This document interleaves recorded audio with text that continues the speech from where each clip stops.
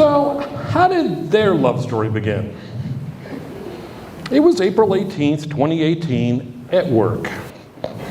He works at Laurel BMW in Westmont, and she works in the corporate office. They work within 1/6 of a mile of each other. She's there for 1.5 years when he starts. 2 days into his new job, he goes with the director, Devin, to meet the staff in her office. She remembers. She had heard a new guy started. She's busy working in front of a computer. She has her earbuds in to zone everything out. She takes an earbud out. "Hey, Ash, I want you to meet the new guy, Joe." She turns her chair, but does not get up.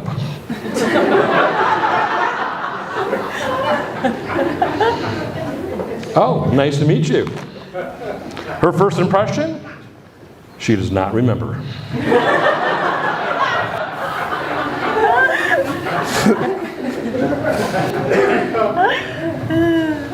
He remembers. They were not introduced.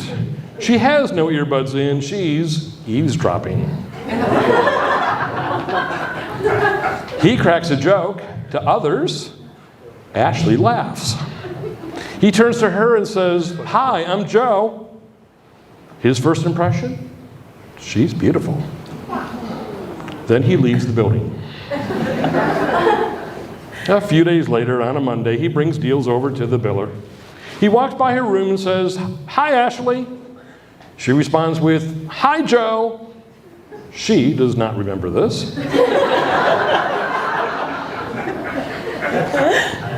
But this goes on for months. He walks by her room, storms by in the hallway, "Hi, Ashley." He says it to none of the other 15 women in the office. She yells, "Hi, Joe." They do this as he leaves, too. He tells her that he likes her. Everyone tells her that he likes her. She says, "No way. We're just goofy. He's just funny." She has no idea he wants to get to know her. She has no interest in him. The problem with Joe, he's just too nice.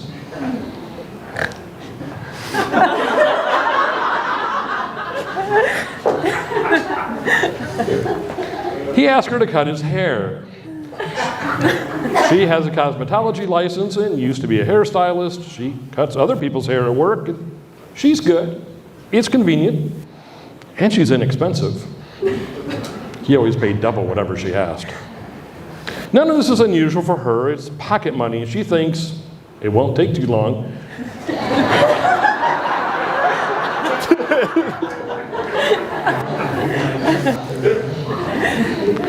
While cutting his hair, he asked her, "How's my bald spot?" "It's still there," she replies. They both laugh. A monthly work party is taking place at a movie theater, IPIC, in the Promenade in Bolingbrook. He remembers. He gets an invitation, so he invites her. She remembers an executive canceled. She's invited last minute. They agree to meet there. They had become Facebook friends. They watch Mission Impossible Fallout. They sit nowhere near each other. She's there for the free drinks and popcorn. A couple of months later, during a haircut, they have a really good conversation. He's trying to extend the conversation. "Later tonight, if you'd like, let's grab a drink." He is enjoying being single, but he enjoys her company. She hears it as going out as friends, so she agrees. Her girlfriends that afternoon tell her, "No, it's a date." They go to Dock Wine Bar in Lombard. She's on time and texts him that she is there. He is 15 minutes late, as per usual. He had gone home to take a shower, and it all took longer than he had planned. He texted her, "Oh boy," and then an emoji of duress, and then, "I'm going to be late." She doesn't care. She's watching the Cubs game and drinking a glass of wine. She sees him in her peripheral vision. He's walking fast. She looks at him as he trips on the mat as you walk in. He sees her looking at him, but walks in with confidence. They hang as friends. They do enjoy each other's company, but he pays over her objections. 6 months later, she gets months of grief from her girlfriends for not dating him. She texts him, "Hey Joe, did you friend zone me?" At the time, he gets it. He's doing yard work in Florida at his grandfather's property. He laughs. He doesn't understand the premise at first, so he texts back, "Why?" "Just answer the question," she replies. "No," he writes back. Then he sends another text soon after, "Did you friend zone me?" "No," she responds. "So do you want to get dinner sometime?" he replies. "Sure." Their first date is at Swallow Cliff Stairs in Palos Heights. They are together in the morning, they get breakfast, and at the end, they hug. Their first kiss comes a few days later.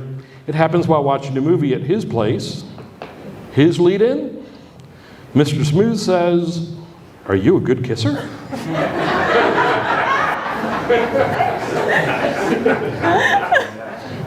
She replies, "I've never had a complaint yet." He goes in for a kiss, and she is a good kisser. They have been dating ever since.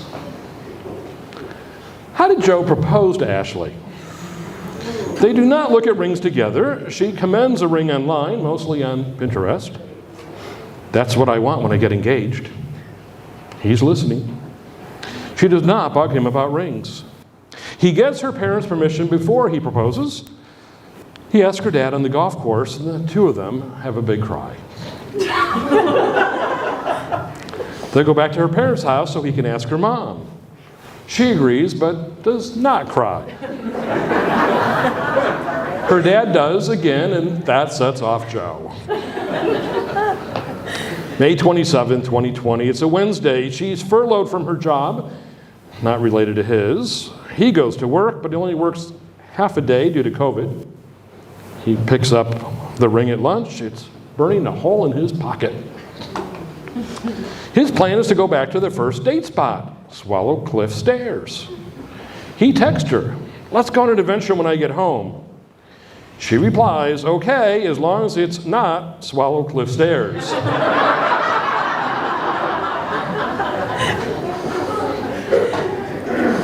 He drives there anyway. It's what he wanted to do.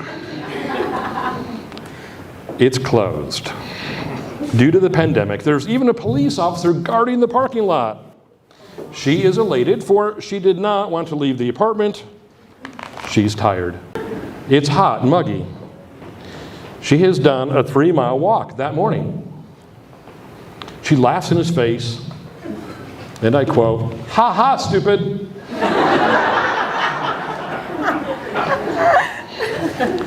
Plan B. They go to Waterfall Glen, a forest preserve in Lamont. It's a place they went to once. It's 85 degrees and he's wearing a jacket. Yet she is not suspicious. When asked, he replied, "I want to get a good sweat in." They arrive at the park. He opens her door. She immediately feels the heat. He's swarmed by bugs, gnats, and mosquitoes. They walk 3/4 of a mile. He looks at her and says, "Do you want to just turn around?" She had been complaining about the weather the entire time. She replies, "Whatever you want to do." She does not mean it. "Okay, let's turn around." That makes her madder. He lets her walk ahead. He slows down, but she does not notice. He gets down on one knee, holding the ring in his finger. "Ashley." "What, Joe?" she replies aggressively and keeps walking. "Ashley Michelle, turn around." "What, Joe?" as she turns around in a rage. All she sees from 30 feet away is that he's on one knee. She screams, and I paraphrase, "What are you doing? Stop messing around." "Will you marry me?" She replies with those romantic words, "Cut it out, you don't even have a ring." She's still 30 feet away. He says it's right here. It's not even in a box, she says, for she cannot see the ring. Gravel is digging into his kneecap. No, I'm being serious. She starts to walk towards him.